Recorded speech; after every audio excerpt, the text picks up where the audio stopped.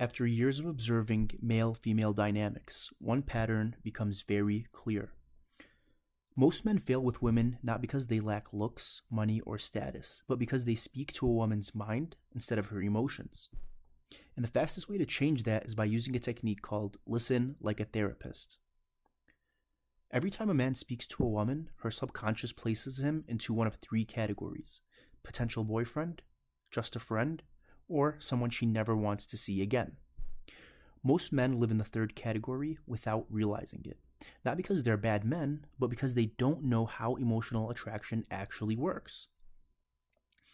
Early on, many men are socially awkward, reserved, or emotionally flat.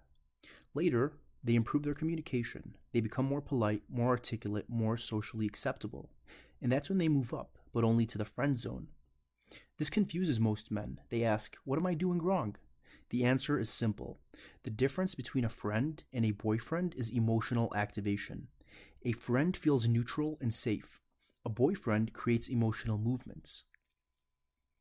If a man wants a woman to see him romantically, he must learn to stir emotion, not exchange information.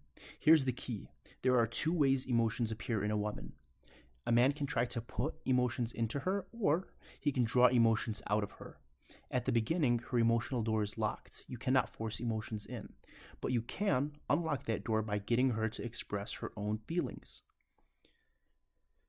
The moment a woman begins expressing emotion, attraction becomes possible. This is where listening like a therapist comes in. Most men misunderstand emotional questions. They memorize lines, they repeat scripted questions, and nothing changes. Because emotional connection isn't about the question itself. It's about what the question causes her to reveal. Here's the difference. Logical conversation sounds like this. Guy, what did you study? Girl, computer science. It's cold, neutral, and forgettable. Now listen to this. Guy, why did you choose computer science? Now she has to talk about pressure, ambition, frustration, or passion. That's emotional communication. This is the first rule of an emotional question. It forces her to talk about how she feels. The second rule is just as important. Her answer must be long. If she answers in one word, the man hasn't gone deep enough. Another example of a dead conversation. Guy, where do you live? Girl, New York. Guy, oh, nice. Now watch the difference. Guy, New York? I don't think I could live there. Girl, why? Guy, it feels overwhelming to me. Do you actually enjoy it? Emotion enters the interaction. If she says, yeah, I like it, the man doesn't stop there. He can ask, why? What part of it? What does it give you? That's how emotional momentum is built. Once she starts talking, the man's job changes. He stops trying to impress, he stops interrupting, he listens. Because attraction grows when a woman feels emotionally expressed, not when she feels evaluated. This is not an interview. The questions must connect naturally. One emotion leads to another. Think guidance, not interrogation. Here's a simple rule most men ignore. In the early stages, she should be talking about 70% of the time. Not because the man is passive, but because emotional investment creates attachment. Psychology confirms this. Researcher Arthur Aaron developed the well-known 36 questions that lead to love.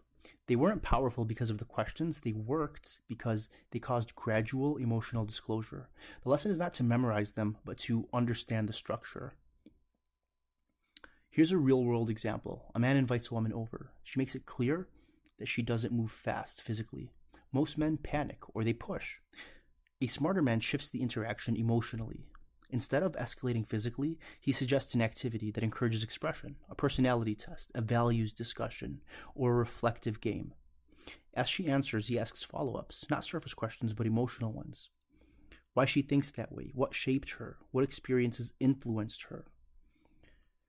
Before anything physical happens, emotional intimacy is already present. And once that exists, the rules she started with often dissolve instantly. So here's why.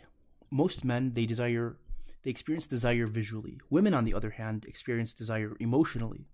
When a man becomes the source of emotional activation, attraction follows.